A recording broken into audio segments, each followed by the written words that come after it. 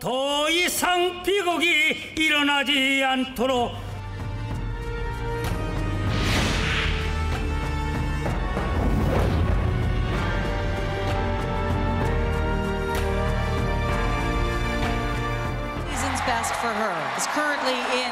김연아 선수가 영광의 금메달을 목에 걸었던 2010년 2월 26일 사람들의 관심 밖으로 밀려난 뉴스가 있었다.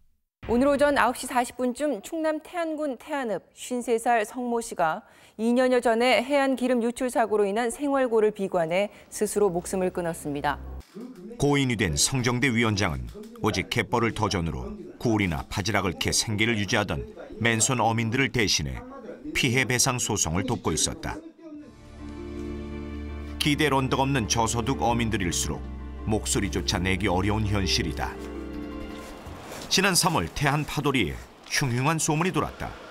조그만 어촌 마을을 덮친 암공포. 한 마을에서 부부가 또 형제가 동시에 암이 걸리는 특이 사례가 속속 확인됐다. 사고 이후에 예전에는 발생률이 적은 젊은 사람들 쪽에서 암이 발생하고 또 1년에 한두 명 정도가 발생하던 게 갑자기 4~5명, 뭐 이렇게 많게는 7~8명으로 늘어나니까. 1989년 엑손 발데즈 기름 유출 사고. 당시 37,000톤의 원유를 제거하기 위해 동원된 11,000명 가운데 절반이 넘는 6,700여 명에게서 호흡기 질환이 발생한 것이다. 상당수는 20여 년이 지난 지금까지도 후유증에 시달리고 있다. 2002년 11월 스페인 북부 갈라시아 연안에서 77,000톤의 증유를 실은 프레스티지오가 좌초된다. 방제 작업을 위해 30만 명의 인력이 동원됐고 기관지와 모세기관지, 폐세포 등이 심각한 손상을 입었다는 것. 즉, 기관지염과 폐렴 같은 호흡기 질환을 평생 떠안고 살아가야 한다는 것이다. 기름 유출 사고의 경우 사고 한 달 내에 대부분의 독성물질이 공기 중으로 날아간다. 하지만 태안의 경우 사고 초기 방제 작업에 참여했던 주민과 자원봉사자들 가운데 얼마나 많은 수가, 얼마나 많은 양의 독성물질에 노출됐는지 알 길이 없다. 사고 이후에 작업하는 동안은 계속했지. 작업을 빠지진 않았지. 그때는 그것밖에 할 수 있는 게 없었으니까. 기름 냄새 맡으면 머리가 패잖아요. 막 기름 냄새 맡으면 그렇게 진통제는 쥐고 살아가요. 우리들은 항상 이 차가 오면은 매일 진통제를 하루에 그냥 먹은 거예요, 그냥. 그렇게 아프니까 머리가. 실제로 이게 기름 유출 때문인지를 밝히기는 좀 지금 상황에서 확언하기는 어렵고 앞으로 계속 이게 좀 더 조사가 많이 있어야 된다라는 생각이 들고요. 지난 11월 태안에서 열린 국토해양부 등 관계기관 합동주민설명회. 바다가 대부분 회복됐다는 장밋빛 결과가 제시됐다. 그러나 주민들의 반응은 냉담했다.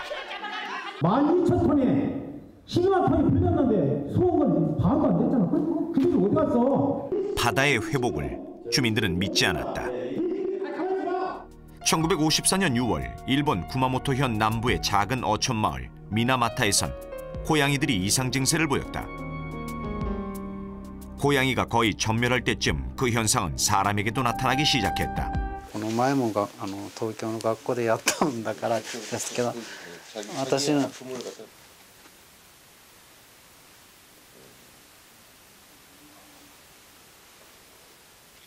でも別に痛いと思わないんですよ。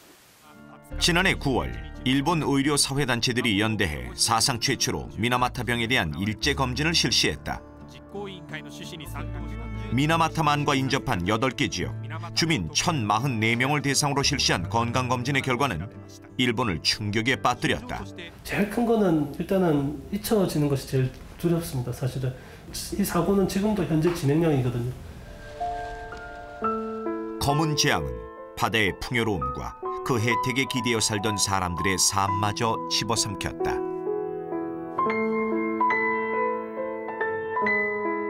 무너진 황금어장엔 흉오의 악몽이 찾아왔고 바닷가 어린이들의 마음속엔 검은 바다가 흘렀다. 지금 당신이 기대하는 태안의 모습은 무엇인가?